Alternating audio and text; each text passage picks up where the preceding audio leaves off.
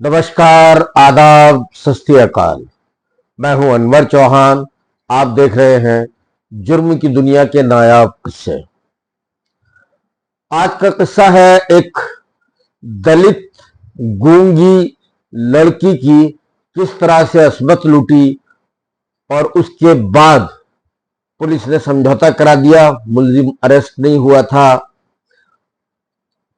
आज भी इस दौर में भी जहां बड़ी बड़ी बातें होती हैं, शहरों में तो कुछ नहीं, लेकिन गांव देहात में आज भी दलितों के ऊपर जुल्म होता है और उसी जुल्म की दास्तान का ये किस्सा है। मेरे एक इन्फॉर्मर ने खबर दी कि झज्जर के पास एक गांव है, वहां एक दलित गूंगी लड़की महिला के साथ रेप हुआ है। मुकदमा दर्ज हुआ लेकिन मुलजिम गिरफ्तार नहीं हो रहा है। ये खबर सुन करके मैं पहुंचा, मेरे साथ रागिब कैमरामैन था। ये बात है सन 2004 की, मैं स्टार न्यूज में हुआ करता था। तो हम पहुंचे उस गांव, उस परिवार से मिले, लड़की से मिले, लड़की की बहन से मिले, लड़की के बाप से मिले। लड़की गूंगी थी, कैमरा लगाया हमने। कैमरे पर उसने सब कुछ हाथों से इशारा करके इशारा करके उसने सब कुछ कैमरे पे बयान कर दिया कि उसके साथ जो बर्बरता हुई है वो सब बयान की। और इंटरप्रेट कर रही थी उसकी बहन कि किस तरह से वो गांव में खेत पर गई थी, जमींदार के यहां, जमींदार का वो लड़का है जिसके खेतों पे गांव करती है। ये दलित महिला थी, वो जाट का लड़का था, तो जबरन रेप करता है। वो बहन को बताती है, उनको बताती है, घर आती है, कुल मिला के बात फैलती है और पुलिस मुकदमा भी दर्ज करती है। 376 के तहत वो मुकदमा दर्ज होता है, लेकिन 15 दिन बीत जाते हैं, कोई मुलजिम अरेस्ट नहीं होता है। तो लड़की के बाप से हमारी बात हुई। जब बाप कैमरे पे बात कर रहा था तो पीछे से उसकी जो पत्नी थी, यानी दलित महिला, दलित लड़की की जो मां थी, वो जोर जोर से चिल्ला रही थी कि तू बड़ा अफसर नहीं लगा, तू घना अफसर नहीं लगा जो तेरे को कोई बचा लेगा जाटों से दुश्मनी लेकर के। यानी जाटों का खौफ और दहशत इतनी थी कि उसकी मां कह रही थी कि जो होना है हो गया, कोई बात नहीं है, लड़की की इज्जत लुट गई, कोई बात नहीं है, और हम खामोश होकर बैठ जाए, वही उसी में भला है। लेकिन चूंकि लड़की का बाप और लड़की अपनी जगह बहुत मजबूत थे, उन्होंने स्टैंड लिया हुआ था और वो बराबर बयान दे रहे थे। हमने कहा फिर अरेस्ट क्यों नहीं हुआ? मेडिकल भी हो गया लड़की का, सब कुछ हुआ, उसके बावजूद गिरफ्तारी नहीं हुई।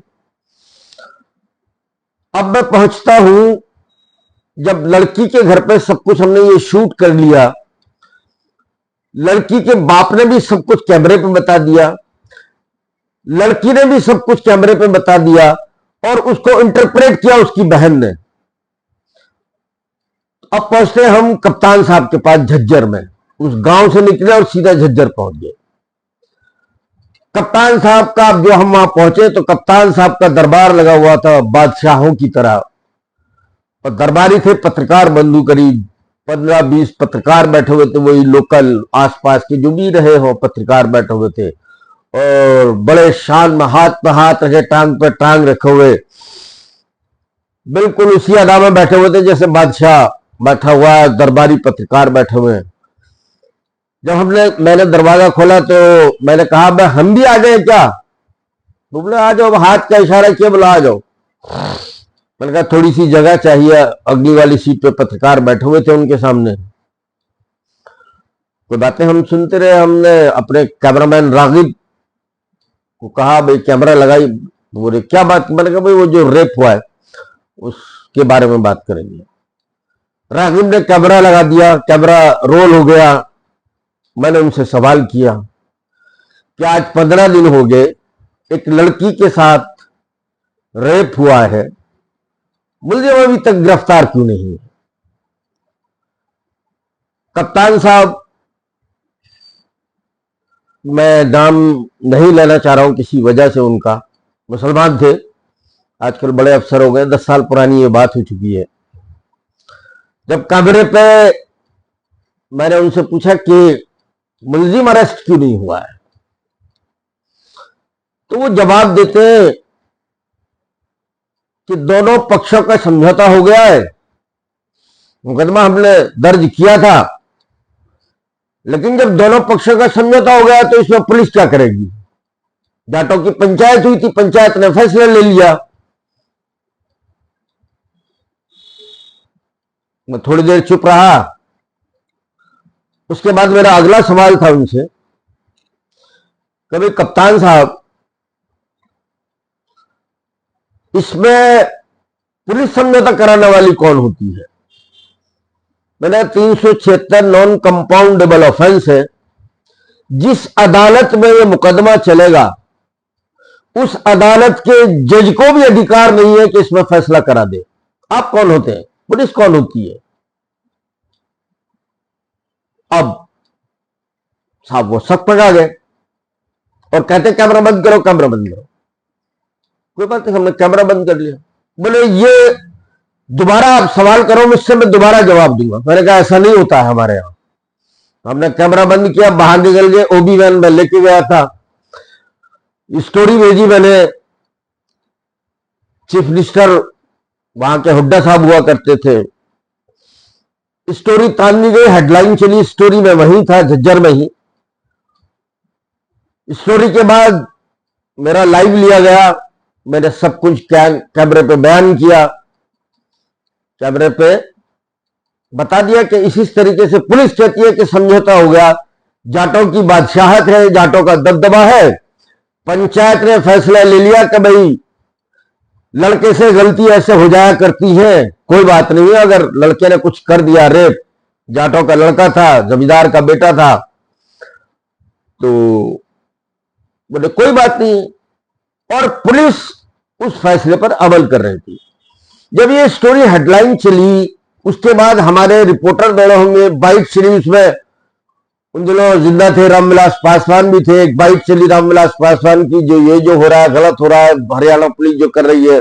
एक बाइट चली उसी में, जब स्टोरी चल रही थी उसके नेक्स्ट 1 घंटे बाद का जो बुलेटिन था, उस बुलेटिन में उधर मायावती की बाइट चली। मायावती चीखने लगी, रामविलास पासवान चीखने लगे कि दलितों का मामला ऐसी जुल्म हो रहा है दलितों पर, और ये है वो है। हमारी स्टोरी चली रही थी, हम बयान कर रहे थे, पूरा स्टोरी थी।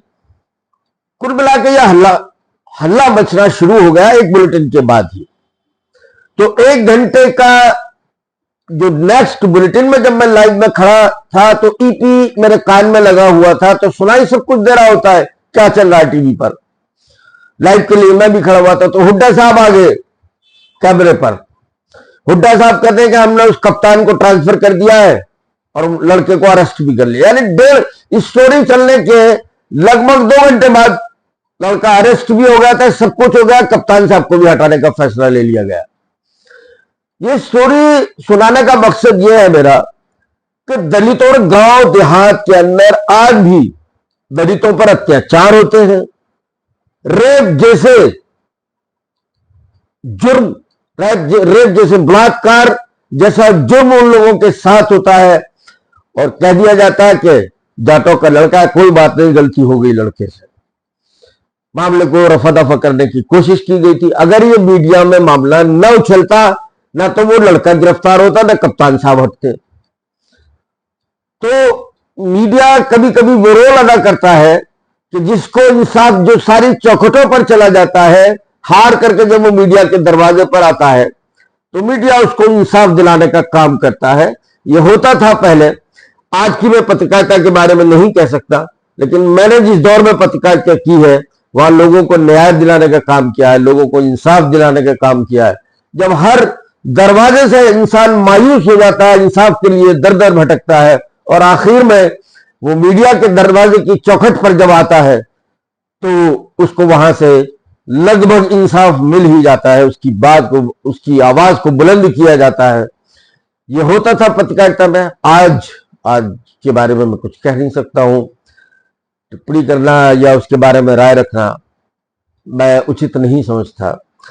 तो आज का ये किस्सा आपको कैसा लगा, अगर पसंद आया हो तो फिर मैं आपसे दोहरा रहा हूं कि मेरे चैनल को सब्सक्राइब कीजिएगा, लाइक कीजिएगा, शेयर कीजिएगा। मेरी हौसला अफजाई होगी और मैं हर रोज आपके साथ जुर्म का एक किस्सा लेकर के हाजिर होता रहूंगा। जय हिंद, जय भारत।